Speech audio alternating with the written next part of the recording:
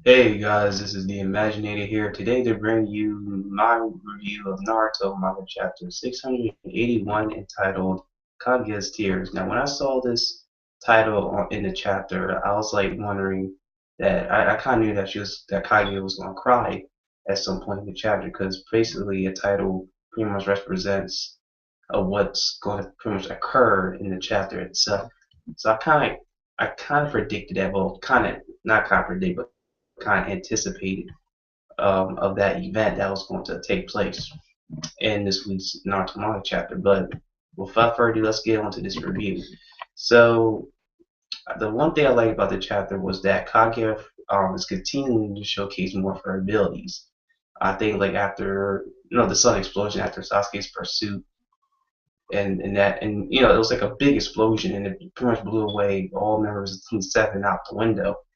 And we see that Kaguya appears right behind them and uses like this kind of little dimensional. It kind of looks like the Gagurta kind of like portal that they use on Bleach. It's kind of very similar to that.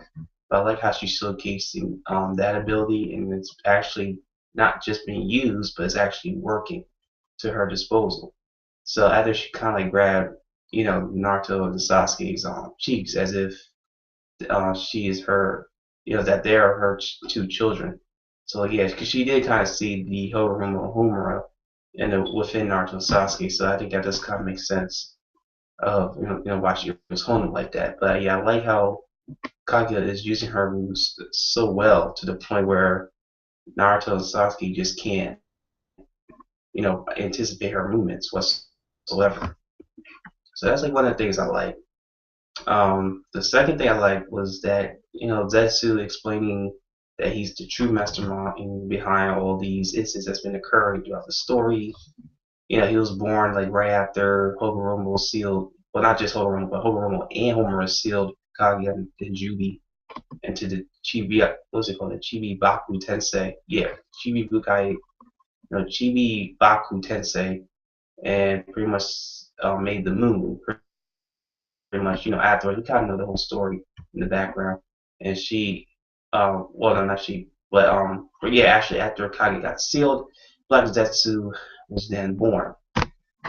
And so, like, he explained about, after Hoguro was, yeah, after Hoguro was born, well, not born, but after Inara and Ashura were born. Sorry, well, soon after that, he pretty much took a hold of Inara's motives. I'm assuming because it seemed like it was him and it had like a little shadow behind Indra, but I'm not too sure what was going on there. But yeah, I just like hearing like his true motives. It kind of makes you like wonder. It's like the latter. It's like you have Obito who was said to cause all the incidents that were occurring in the Naruto series, and then you have Madara. We find out later that he was being abused by Madara, that Obito was being used by Madara, and that the Black Zetsu was actually using kind of like both of them, Madara and Obito, and pretty much controlling everything that was going on throughout the story. So it's kind of, well, I mean, it was kind of expected for Black Zetsu. I didn't think he would play like a big role, but apparently, he did. And it was kind of weird, at first because I didn't think he was capable of doing such a feat of being, and not all these guys with very skilled caliber, like these Tsunobis, like Haruto, Orochimaru, Madara, they wouldn't notice that Black Zetsu was, up to something. So it felt kind of weird, but regardless, it is what it is. So it seems like Black Zetsu is indeed the true mastermind of everything that's been going on throughout the story. And now, since and all this was just to basically achieve his goal into reviving Kaguya, which he, obviously did. Is successful, and she's, back alive in the present timeline period. Well, in the present era, I guess I could say, or I should say, no, modern era. I'm sorry to do that. Let's see what else. So yeah, that's two of the things I like about this week's Naruto chapter. And the first thing, what was it? Yeah, the first thing that I disliked, or actually the only thing I disliked was a lack of explanation to Kaguya's abilities. Like, how's she using these unique abilities? Like the one I mentioned earlier about her going to another dimension and coming up behind Naruto and Sasuke. Like, how did she do that? Like, what did it take? So, I mean, I think we need a little bit more further explanation and info about that. And I mean, and the other thing I dislike is just a lot of talking. I mean, I know talking is good for a story, but I mean, this is the final battle. It should be more about more action wise than talking wise or social wise. Because I think it's kind of like prevent. I think it's going to prevent Kaguya from showcasing more of her unique abilities. Because again, she's like one of the strongest beings, or I say the absolute strongest being in the Naruto universe, who needs a that's not having a chance to go all out 100% for actual potential. So yeah, I think the socialize is pretty much preventing it, like slimming it down a little bit. But I mean, but the benefit for that is that Black Zetsu, we get to know about Black Zetsu and what's he been doing throughout the history of the Naruto world.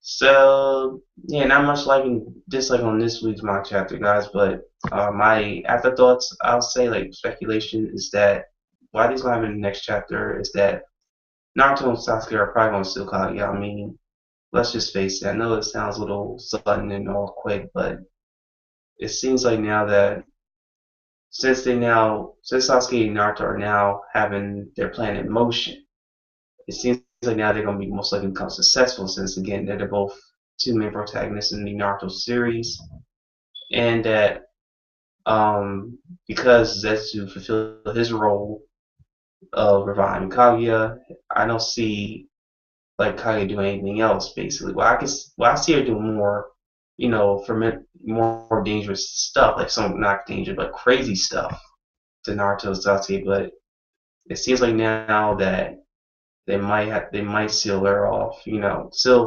Kaguya and call it a day. So that's why these will happen. I think they're gonna seal. I don't know how exactly, but it looks like they are going to use some sort of method or some sort of jutsu, or maybe Hagoromo or Homura might come out, I guess, and support the sealing.